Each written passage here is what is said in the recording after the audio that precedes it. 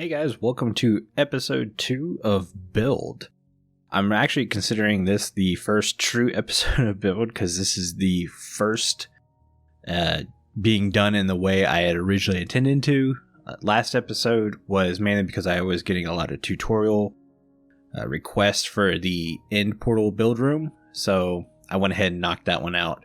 But now that you guys have a bit of a taste of what we're going to do for a build episode, I want to break down how this episode is going to go. So this build is actually going to be a 3-part series. Part 1 is where we actually build the main structure. Part 2 will focus more on the interior design of the structure. And then part 3, we're going to work on landscaping around the structure. So let's move on to what we'll be working on today. And that's A-frames. I've done a couple of A-frames this season. What you're seeing now is what I would consider a modern A-frame. This was my starting survival house. I really like this house. It's very simple, but yet still very detailed. And it's a quite functional build. So this next build you'll see is the Christmas build or Santa's Workshop. It's a more traditional build than, say, the starter home. It's much taller, but it actually has a bit of a smaller footprint. And we're going to be using this style for the build we're going to go with today. There was another style I was working on, and I really couldn't get it to flow correctly in Creative World. So we're not going to focus too much on that. But that being said, let's go ahead and hop into actual build mode. Alright guys, so we're going to start with a 15 by 25 frame for an A-frame. I'm going to outline the house in stone bricks, and then we're going to use warped wood as the main block. We're then going to use cobblestone and dark prismarine to texture the build, and I think this is going to turn out pretty good. It's not necessarily starting house materials, especially the dark prismarine, but this is a palette I've been wanting to play with for a long time. So we're going to go with that. I did realize through the build, though, instead of cobblestone, you probably could have used andesite as a better texture block to these stone bricks. But at that point, I was already halfway through the build, and I didn't feel like starting over again. So you can see I get the stone brick frame in place. Then I just start filling in warped wood. I found that this is the easiest process, especially if you want to do the upside down stairs for the interior roof. Doing it this way allows you to do that at the same time, so you don't have to go back later, pillar up, and put all the stairs in place. So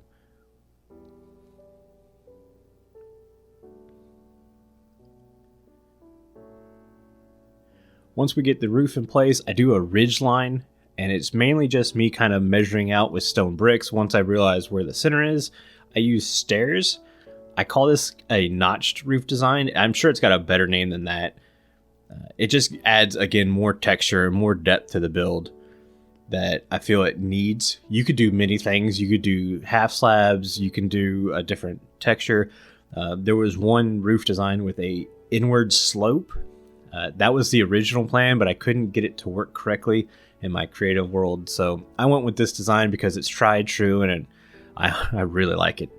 So now you see me going back through, and whenever I texture, I'm just randomly breaking blocks. There's no pattern to it. I just basically swing my cursor around, and whatever I break, I replace with a different texture. It seems to work. I don't go aggressive with the dark prismarine because I feel too much texture might make the build too busy.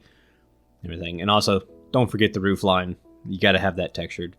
Now what I'm working on is going to be the front door. I'm using the same size A-frame as I did on the sides because I felt being more symmetrical would be better. You don't have to do this. You can do different elevations and create smaller or wider gaps. I'm also making sure to keep the segments I mess up in this video because I want you guys to know it's all right to mess up. Don't be afraid to place blocks in the wrong spot and have to go back and fix it. Say, okay, once I have the frame in place, I go ahead and start filling in the roof line again with warped wood and then go back and texture it with the dark prismarine again. Also not being overly obsessed with the dark prismarine because I don't want the busyness of the structure to get in the way of the design. I choose for the main walls for spruce wood. It gives a nice contrast, and I know I also want to use dark oak in here at some place. So using spruce as a main base is a good starting point. This is the wall I knew what I wanted before I knew basically anywhere else. I knew I wanted a chimney here, so I went ahead and moved to it, started throwing in a light chimney. And like I said, we will be doing interior work for episode 2. So I didn't do too much on the chimney because I know I will change the design of the chimney based on the size and need of the fireplace inside. So I also flattened out the ground just a little bit to make sure everything lines up okay. Added some texture. Don't forget about your campfire. Spruce trapdoors do a good job concealing it. So at least now we have a working fireplace. This other side, I really wasn't sure what was going on. I just went ahead and close it up. The front door is where I really wanted to do some work. I had this idea for this dark oak trim arch that was going to hang from the house. The problem was, no matter how many attempts I had, I just couldn't get it to look correct. So I think here in the next second or two, you're going to see me tear it down. And I go with the tried and true strip log straight down the middle, just because it never fails. It always looks good. I do a cross beam just to add some more support. Determine one door is not going to be enough, so I do 2 doors to match the 2 wide window. And yeah, now I start adding some texture to the wood. Now I found that if you put strip wood, usually of the same wood variant, in with the planks, it looks really good. And I found that if you have them the same rotation as the planks, it looks even better. I hadn't been doing that in the past, so that's a tip I kind of want to pass on to you guys now. Here you see I'm working on the deck or the dock of the house. For some reason I had it in my head I wanted it to be spruce. By the time I put it up against the house, I noticed that was way too much spruce. Decided I didn't like it, tore it down, made sure the dark oak looks good, and decided, yeah, we're going dark oak. So I went ahead and ripped out all the spruce wood. And ripping it out, I also determined that the deck or dock was going to be too large. It was a 10 wide. So I decided to go smaller and do 7 wide because I felt that gave me the best room to work with. Once I got that in place, I used I used regular oak logs as pillars, and I spaced these evenly out based on the proportions of the A-frame house. Once those were in place, I used spruce trapdoors to add a little bit of extra thickness to the dock so it wasn't just a single half slab, and then we trimmed everything out with dark oak fences. I also used dark oak fences to add little lantern pillars, hung regular lanterns up from it, and yeah, that's the finished build. All right, check it out. We have our A-frame in place. It was a very different kind of episode for you guys. Don't worry, I did see the video. We've got it fixed. That was bugging me watching it throughout the edit. I was like, oh no, what's going on here? We got to fix that. Yeah, this is the exterior so far. Remember, this is just the main build. Don't worry, I see these two. We're going to get all of this fixed up in another episode. Remember, this is going to be a 3-part series. So the first part was just getting the structure in place. And I wanted to show you guys a little bit of detail. So the way these are built, it's stair, upside down stair, full block, stair, upside down stair, full block.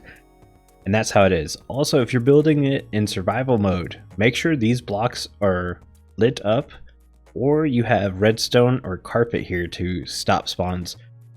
Rails also kind of give a cool texture if you're using 3D rails, so that might be something to look at too.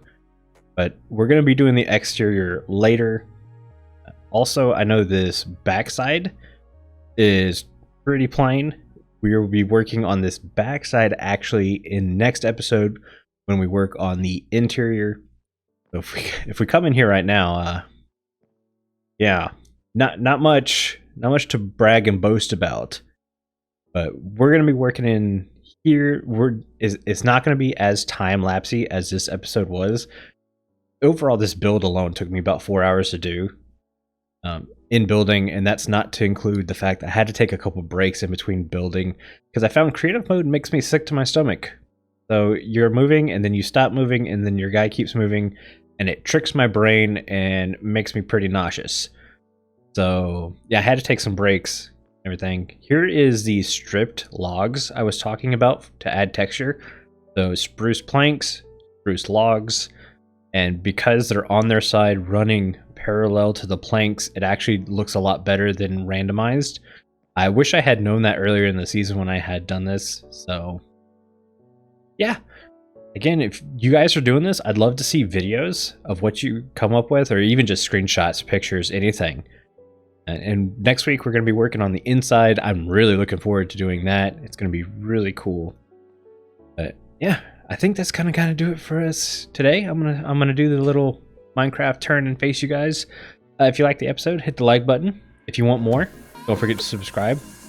Like I said, new build episode coming out next week. We got Ripple Effect coming in between. You guys enjoy it. And until then, I'll see you guys next time.